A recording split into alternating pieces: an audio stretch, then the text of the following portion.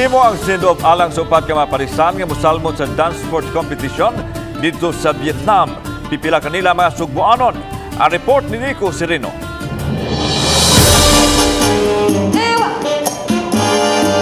Pipila ka adlaw sa di pang opening sa Southeast Asian Games nga himuon didto sa Vietnam, subsub gihapon kaayo ang training sa mga pambato sa Pilipinas. Silang upat ka mga parisan nga mosalmot sa dance sports competition.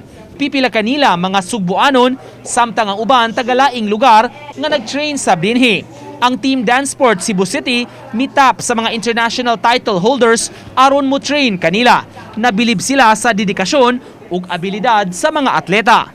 They have to go sure because they are already better.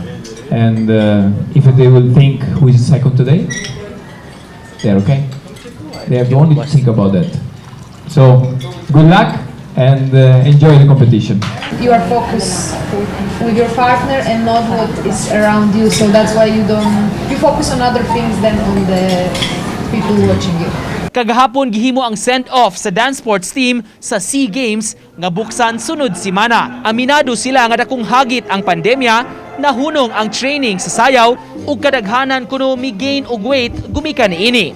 Apan karon nga nabalik ang ilang training, porsigido sila sa kompetisyon. Grabe ang lubag yung tanan ng tungkol sa pandemic, ang tanang plano. Swerte lang nila sa ilang tanan kay nami si Eduardo ko.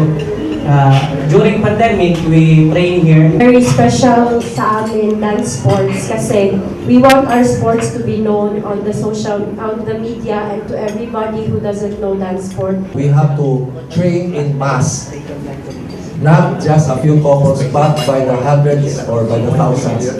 Uban ni Godfrey Relien, Nico Sereno, Balitang Bisdak.